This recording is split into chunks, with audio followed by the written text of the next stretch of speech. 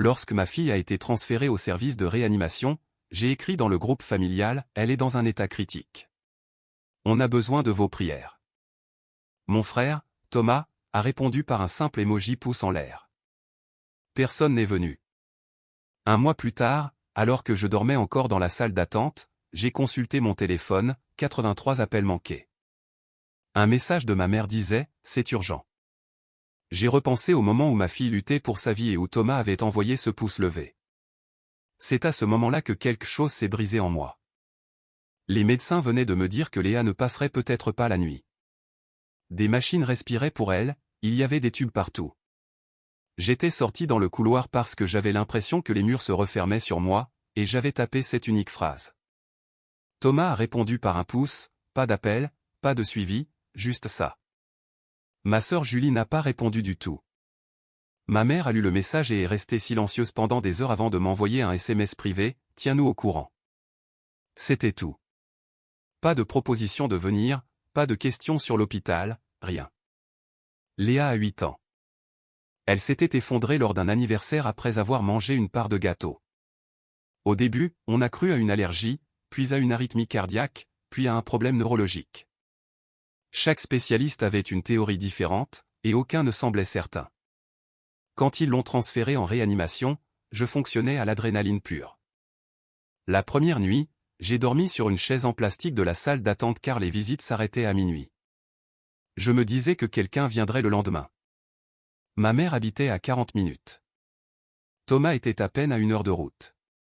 Julie travaillait en télétravail et pouvait être n'importe où. Personne n'est venu.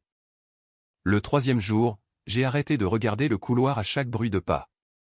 Le 5e jour, j'ai mis le groupe familial en sourdine après que tante Valérie a envoyé une vidéo de sa nouvelle cuisine. Le 8e jour, l'assistante sociale m'a demandé qui était mon système de soutien. J'ai répondu, ma famille. Je ne sais pas pourquoi j'ai dit ça. Peut-être parce qu'admettre que j'étais seul faisait plus mal que d'être réellement seul. Les semaines se sont confondues. Les règles strictes de la réa, le café de la même machine, la même infirmière de nuit, Isabelle, qui me demandait toujours si j'avais mangé. Ma famille continuait de poster sur leur vie normale, des événements paroissiaux, une sortie en bateau, la nouvelle voiture de sport de Thomas. Aucun d'eux n'a franchi les portes de l'hôpital. Au bout de 4 semaines, je n'attendais plus rien de personne. Puis ce matin, je me suis réveillé dans la salle d'attente avec mon téléphone éteint sur ma poitrine et le cou tordu. J'ai emprunté un chargeur au poste des infirmières et je l'ai branché près des distributeurs automatiques. Quand l'écran s'est allumé, il s'est figé une seconde avant que les notifications n'affluent. 83 appels manqués, la plupart de ma mère, 3 de Thomas, 2 de Julie, et un SMS de ma mère envoyé à 3h12 du matin, ça ne peut pas attendre. Ma première pensée a été qu'il était arrivé quelque chose à l'un d'eux. Ma deuxième pensée a été que cela ne concernait pas Léa, car quand il s'agissait de Léa, personne ne venait. J'ai répondu, qu'est-ce qui se passe? La bulle de réponse est apparue immédiatement, et le message qu'elle a renvoyé a clairement montré pourquoi il s'était soudainement souvenu de mon existence. La réponse de ma mère tenait en 3 mots, on a besoin de toi. C'était tout. J'ai fixé l'écran, attendant la suite. Un mot sur Léa. Une question sur son état. N'importe quoi. Rien n'est venu. J'ai répondu, je suis à l'hôpital. Léa est toujours en réanimation. Elle a appelé immédiatement. Je suis sorti car les portes de la réa étaient verrouillées et je ne voulais pas prendre l'appel devant les infirmières. Maman n'a pas demandé de nouvelles de Léa. Elle est allée droit au but. Thomas avait eu un accident la veille au soir. Sa nouvelle voiture avait fait des tonneaux sur l'autoroute. Il était vivant, mais il avait besoin d'une opération. Il le transférait vers un plus grand hôpital. Ce grand hôpital, c'était le mien. Le même bâtiment où Léa se battait pour respirer. Pendant une seconde, j'ai cru à une sorte de coïncidence morbide. Puis ma mère a dit quelque chose qui a empiré les choses, on leur a dit que tu travailles dans la finance. Ils ont besoin de quelqu'un pour gérer la paperasse administrative. La compte pour l'opération. Tu es doué pour ces choses-là. J'ai senti ma mâchoire se crisper. Je dormais dans une salle d'attente depuis 4 semaines. Elle a continué. Ils étaient dépassés. L'administration posait des questions sur la couverture sociale. Thomas n'avait pas encore de mutuelle valide car il venait de changer d'emploi. Il y avait des frais importants à avancer pour les dépassements d'honoraires et le matériel spécifique. Nous ne pouvons pas couvrir ça tout de suite, a-t-elle dit. Peux-tu aider? Juste le temps qu'on s'organise. J'attendais qu'elle mentionne Léa. Elle ne l'a pas fait. Au lieu de cela, elle a dit, on sait que tu es déjà à l'hôpital, donc c'est logique que tu coordonnes tout ça. Coordonner, comme si j'étais une sorte d'assistante. Je lui ai demandé si Thomas avait demandé des nouvelles de Léa. Il y a eu un silence. Il souffre beaucoup, Sophie. C'était sa réponse. J'ai raccroché avant de dire quelque chose que je regretterais. Je suis retourné dans la réanimation. La chambre de Léa était sombre, les machines bourdonnaient autour d'elle. Sa petite main était encore chaude dans la mienne. Pendant un instant, je me suis contenté de rester là et de respirer. Puis mon téléphone a vibré à nouveau. Un SMS groupé cette fois. Thomas, j'ai entendu dire que tu es là. Tu peux parler aux admissions pour moi. Julie, maman dit que tu sais gérer ce genre de truc. S'il te plaît, aide-nous. Les mêmes personnes qui ne pouvaient pas faire 40 minutes de route pour voir ma fille avaient maintenant besoin de moi pour gérer leur crise. J'ai tapé un seul message, ma fille est dans cette réanimation depuis 29 jours. Aucun de vous n'est venu. Personne n'a répondu tout de suite. 5 minutes plus tard, ma mère a envoyé, c'est différent. J'ai regardé Léa à travers la vitre. Différent comment? Je n'ai pas répondu à ma mère. Au lieu de cela, j'ai marché dans le couloir vers l'aile chirurgicale parce que je savais déjà ce qu'ils allaient faire ensuite. Ils allaient venir. Pas pour Léa, pour Thomas. Et j'avais raison. 1 heure plus tard, je les ai vus près des ascenseurs. Ma mère, Julie et tante Valérie, tous debout en cercle serré comme pour une réunion de famille. Thomas était sur un brancard, pâle mais conscient, roulé vers le bloc opératoire. Personne ne m'a vu au début. Puis Julie m'a aperçu. Ah, te voilà. Pas de bonjour, pas de comment va Léa, juste du soulagement que je sois disponible. Ma mère m'a serré rapidement dans ses bras comme si on se croisait au supermarché. Où est le bureau du chirurgien, a-t-elle demandé. Je lui ai demandé si quelqu'un voulait voir Léa avant son opération. Il y a eu un bref silence. Maman a dit, concentrons-nous sur une urgence à la fois. Une urgence à la fois. Je vivais à l'intérieur d'une urgence depuis 1 mois. Thomas m'a regardé depuis le brancard. Il a grimacé mais a réussi à parler, tu peux gérer les formulaires d'assurance? Ils disent que j'ai besoin de verser un acompte avant qu'ils puissent programmer l'intervention. Le mot acompte a résonné dans ma tête. J'ai demandé combien. Quelques milliers d'euros tout de suite, a-t-il dit. J'ai failli rire. Pas parce que c'était drôle, mais parce que ça semblait irréel. 4 semaines plus tôt, j'avais plafonné ma carte de crédit juste pour payer un médicament que l'assurance de Léa ne validait pas assez vite. J'avais vendu ma vieille voiture en ligne pour faire face au coût croissant. Je n'avais rien dit à personne. Il ne le savait pas parce qu'il n'avait jamais demandé. Maman s'est approchée. Tu as des économies, Sophie. Tu as toujours été responsable. Responsable? Je l'ai regardé et j'ai réalisé quelque chose que j'avais évité de voir toute ma vie. Responsable voulait dire utile. Cela voulait dire être celle qu'on appelle quand les choses vont mal. Cela n'a jamais voulu dire soutenu. Je leur ai dit que je ne pouvais pas aider financièrement. Julie a froncé les sourcils. Alors, tu vas juste le laisser souffrir? La phrase m'a frappé plus fort qu'elle n'aurait dû.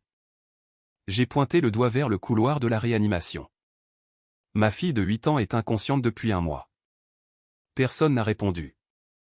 Une infirmière nous a interrompus, demandant qui s'occupait de l'autorisation de paiement. Tous les 3 m'ont regardé. J'ai secoué la tête. Pas moi. Le visage de ma mère a changé alors. Pas de la colère, plutôt de la surprise. Tu tournerais vraiment le dos à ton propre frère? J'ai pensé à l'émoji pouce levé. J'ai pensé à la chaise vide dans la salle d'attente à côté de moi pendant 29 nuits. J'ai dit, je sais déjà ce que ça fait quand la famille vous tourne le dos. L'infirmière a répété la question, qui est financièrement responsable? Et pour la première fois de ma vie, j'ai reculé. C'est là que tout a explosé. Plus vite que je ne l'imaginais. Ma mère n'a pas crié. Elle est devenue silencieuse, ce qui était pire. Julie a commencé à parler très vite, disant que j'étais trop émotive et que ce n'était pas le moment pour les rancunes. Tante Valérie a sorti son téléphone et a chuchoté à quelqu'un à propos de prêts bancaires. Thomas a été emmené devant nous vers le préopératoire, l'air confus et irrité. Je suis retourné vers la réa. Mon téléphone a commencé à vibrer avant même que j'atteigne les portes. Le groupe familial. Julie, Sophie, ce n'est pas le moment de donner une leçon. Maman, on t'a mieux élevé que ça. Thomas, je t'aiderais si c'était l'inverse. Ce dernier message m'a stoppé net. Je suis retourné dans la chambre de Léa et je me suis assise. J'ai relu le message de Thomas. Je t'aiderais, mais il ne l'avait pas fait. Pas avec Léa, pas même par une visite. J'ai tapé une seule phrase, c'était l'inverse. Personne n'a répondu. 1 heure plus tard, ma mère a rappelé. Cette fois, sa voix semblait différente. Pas exigeante, calculatrice. L'hôpital va placer une hypothèque sur la maison si on ne couvre pas ça, a-t-elle dit. J'ai cligné des yeux. Quelle maison? La maison de ton père. Elle est toujours à son nom. Si la dette de Thomas augmente et qu'on se porte caution, cela pourrait affecter la succession. La succession.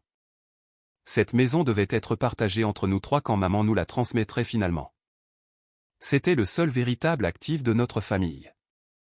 Et soudain, j'ai compris que ce n'était pas juste une question de chirurgie.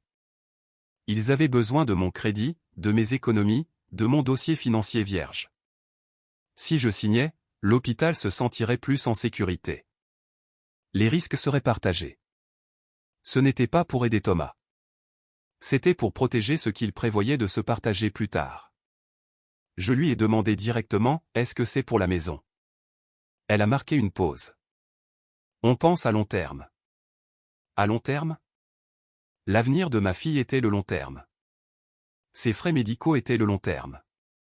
Sa rééducation si elle se réveillait serait le long terme.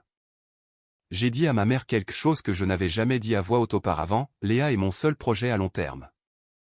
Il y a eu un silence. Puis elle a dit, alors tu l'as choisie elle plutôt que ta famille. J'ai regardé les machines autour de mon enfant, le respirateur, les 4 pompes, le moniteur qui bipait régulièrement. Oui, ai-je dit.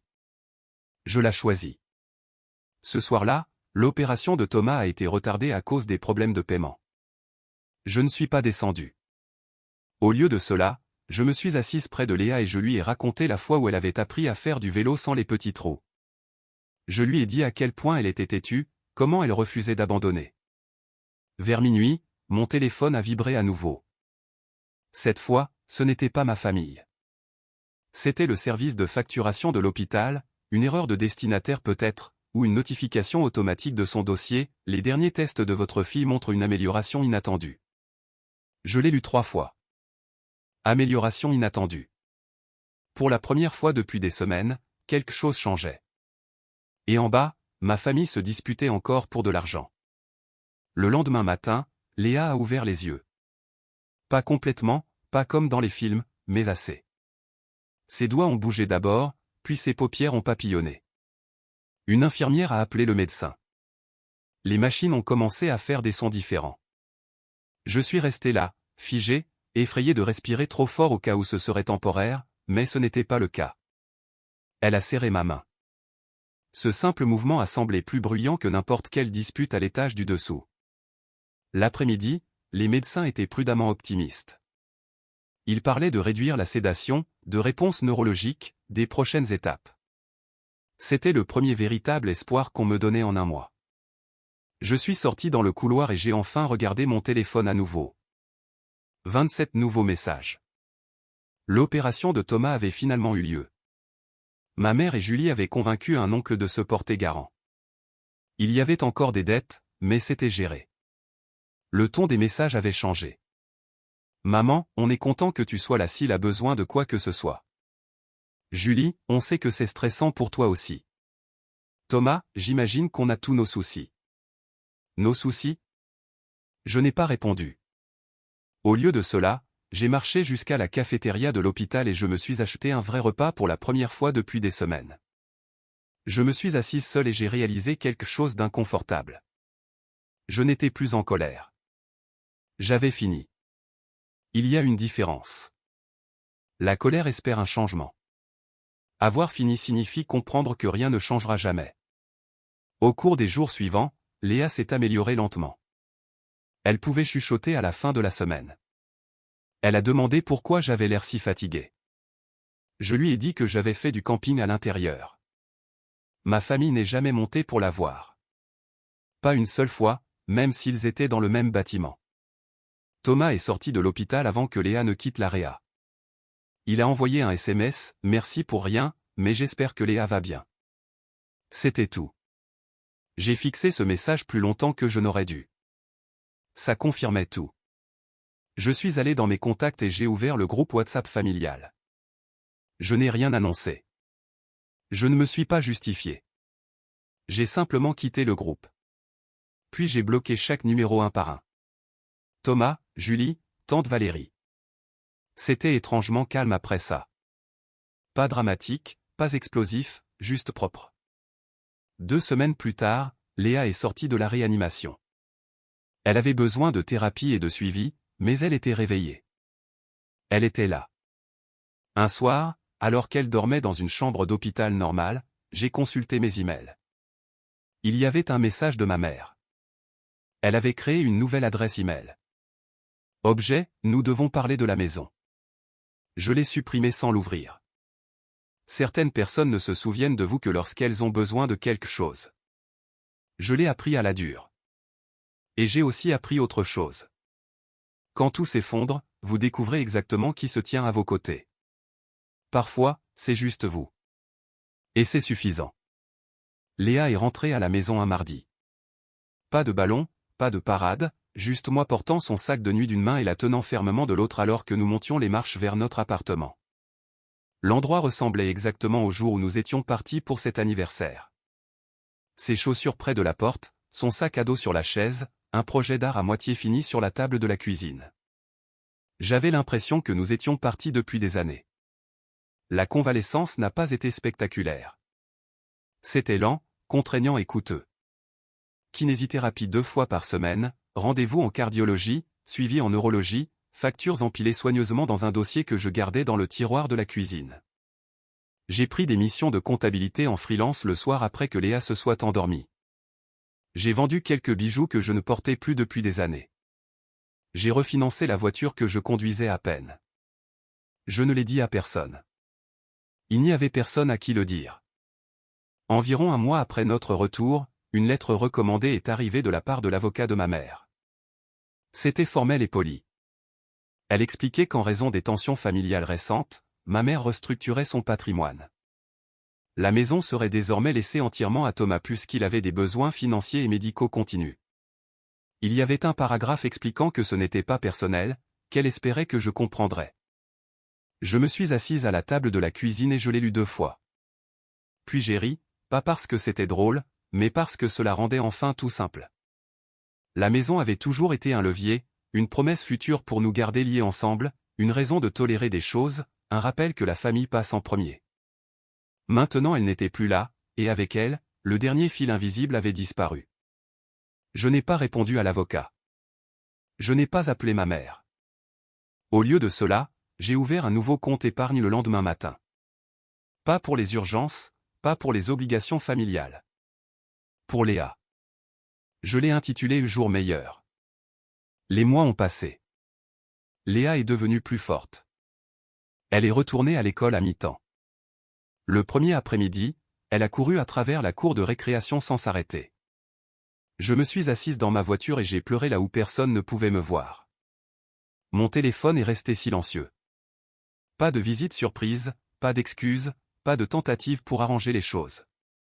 Et ce silence a cessé d'être pesant. Un soir, Léa m'a demandé quelque chose alors que nous préparions le dîner. « Maman, pourquoi on ne voit plus mamie ?» Je ne lui ai pas donné de réponse dramatique. J'ai juste dit, parfois, les gens te montrent qui ils sont vraiment quand les choses sont difficiles. Elle a réfléchi à ça et a hoché la tête comme si c'était logique. Parce que ça l'est. La vie m'a mise à terre plus fort que je ne pensais pouvoir le supporter. Il y a eu des nuits dans cette salle d'attente d'hôpital où je me sentais complètement seul. Mais j'avais tort sur une chose. Je n'étais pas seul. Je m'avais moi. Et j'avais la main de ma fille serrant la mienne. C'était suffisant. Je ne déteste pas ma famille. Je les ai simplement effacés.